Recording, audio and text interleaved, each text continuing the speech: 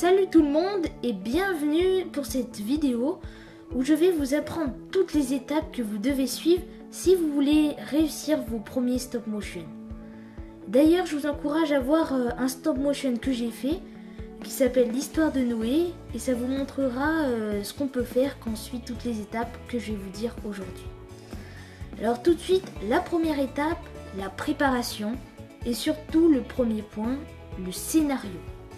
Parce que vous créez votre scénario vous-même ou alors vous reprenez un scénario qui existe déjà, il vous faudra bien réfléchir à celui-ci pour que votre vidéo soit intéressante. Le deuxième point, c'est les personnages. Il va falloir que vous choisissiez quel personnage vous voulez animer. Alors moi je vous en ai sélectionné 3.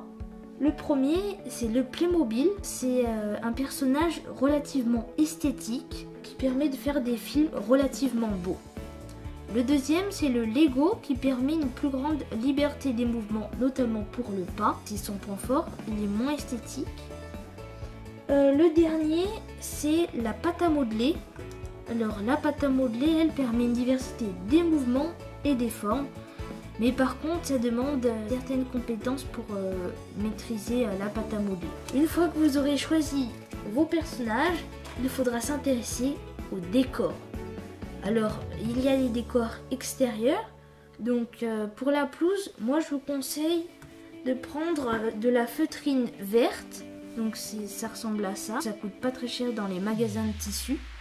Autrement, pour le ciel, il suffit tout simplement de prendre un drap bleu clair et d'utiliser du coton pour faire des petits nuages comme celui-ci. Certains utilisent l'incrustation, donc le fait de mettre par exemple un écran vert puis de mettre une photo de ciel. Maintenant, les décors intérieurs, je vous conseille de réaliser des maquettes avec le carton plume. Donc c'est un carton qui est à la fois léger, solide et qui est très facile à peindre. Donc on peut facilement réaliser des maquettes comme celle-ci. Pour ce qui est du dernier point, il s'agit du storyboard. Alors le storyboard, ça ressemble un petit peu à une BD parce que vous allez dessiner tous les plans de votre film et ça va vous permettre de réfléchir à la façon dont vous allez aménager votre scénario par rapport aux personnages et aux décors que vous avez créés. Donc c'est vraiment une étape très importante. Pour ce qui est de la deuxième étape, il s'agit bien entendu du tournage. Pour ceux qui débutent, je conseille d'utiliser une tablette parce qu'ils vont pouvoir utiliser l'application animation en volume. Pour créer un nouveau projet, il suffit simplement de cliquer comme ceci. Utiliser une housse comme celle-ci parce qu'elle permettra d'avoir une caméra très stable et c'est absolument ce qu'il vous faut dans le stop motion. Si un jour il arrive que vous bousculiez votre caméra, je vous conseille de changer carrément de plan. Pour ce qui est du logiciel en lui-même, il est très simple. Il suffit simplement d'appuyer sur ce bouton pour prendre une photo. Pour contrôler le décalage, il y a ce qui s'appelle l'onion skip qui se règle ici. Donc là, hop, on peut régler le décalage. On prend une deuxième photo. Vous pouvez également régler le nombre d'images par seconde en appuyant ici. Et donc vous pouvez aller jusqu'à 25-30 images par seconde.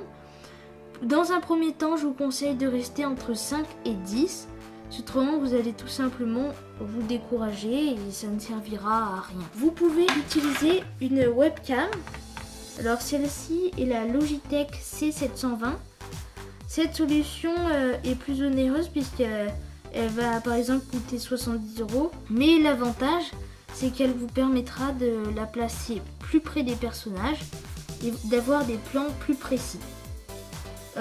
Cette webcam va fonctionner avec un ordinateur, donc vous allez le brancher à l'ordinateur et vous allez utiliser le logiciel Anima Shooter que je vous recommande, qui est un excellent logiciel qui coûte seulement 30 €, contrairement à d'autres logiciels qui coûtent 300 € professionnels.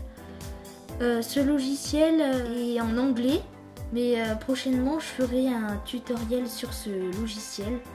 Donc pas de problème là-dessus. On peut passer à la troisième étape qui est le montage. Donc qui dit montage dit logiciel de montage. Et pour ça, vous avez trois solutions majeures.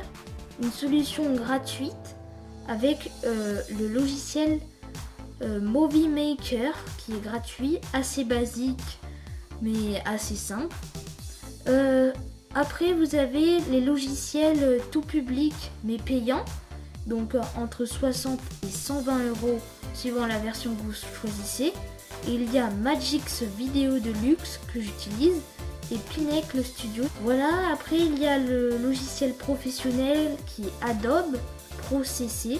Il y a aussi l'audio et les bruitages. Donc pour l'audio, vous pouvez utiliser tout simplement les microphones des caméras, appareils photo, webcam, etc. Ils sont pas toujours de très bonne qualité, mais si vous n'avez pas envie de dépenser de l'argent, ça peut convenir. Autrement, vous pouvez acheter ce micro Zoom H1 qui est très complet parce qu'il vous permet d'avoir un micro stéréo, un enregistreur qui enregistre sur la carte micro SD.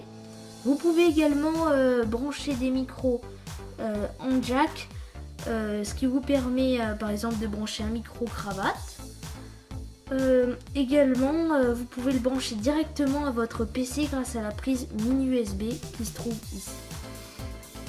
Voilà, là j'utilise actuellement pour prendre le son de cette vidéo. Voilà pourquoi je vous montre la boîte.